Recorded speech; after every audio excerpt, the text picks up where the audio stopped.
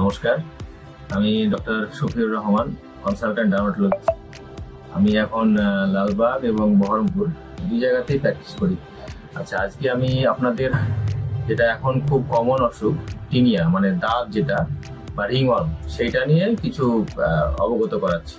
এটা অ্যাকচুয়ালি একদম আমাদের স্কিনের যে উপরের লেয়ার মানে যেটা স্ট্র্যাটাম কর্নিয়াম কেরাটিন লেয়ার, সেই লেয়ারেই থাকে। অনেকের ধারণা যে স্যার একদম ভিতর থেকে ওষুধ দিয়ে ভালো করে দিন, ব্যাপারটা সেরকম নয়। একদম স্ট্র্যাটাম কর্নিয়াম মানে একদম উপরের দিকে থাকে, ভিতরের দিকে যায় না।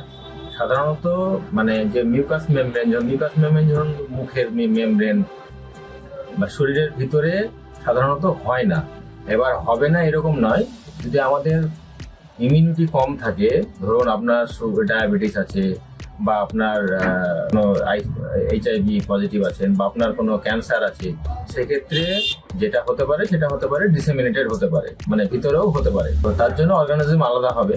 হ্যাঁ, আচ্ছা, এবার এইগুলো মানে শুধু যে ফাঙ্গাল ইনফেকশন যেটা শুধু যে স্কিনে হচ্ছে তা নয়, এতে আমাদের চামড়া মানে এই হেয়ার মানে চুল মানে মাথাতেও হতে পারে, আবার নেলেও হতে পারে।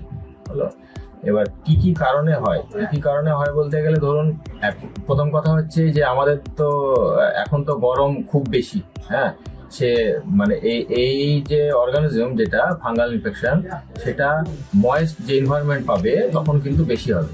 সেই জন্য দেখবেন বেশিরভাগই হয় হচ্ছে আমাদের যেগুলো ময়েস্ট এরিয়া, যেমন ধরুন আর্মপিট মানে বগল বা হচ্ছে কুচকি, হ্যাঁ, এই জায়গাতে বেশি হয়।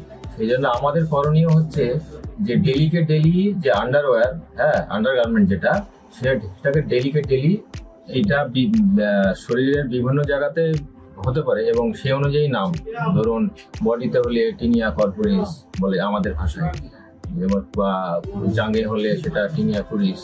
হ্যাঁ, এরকম ভাবে বিভিন্ন রকমের নাম আছে। তো এইটার ট্রিটমেন্ট অ্যাভেলেবেল আছে। হ্যাঁ, অযথা ভয় পাওয়ারও কিছু নেই বা কোনো খাবারের সাথে কোনো সম্পর্ক নেই। ডিটেলসে আলোচনা করতে হলে আমার সাথে, তাহলে আপনারা আমার চেম্বারে আসতে পারেন যদি মনে করেন। ঠিক আছে, নমস্কার।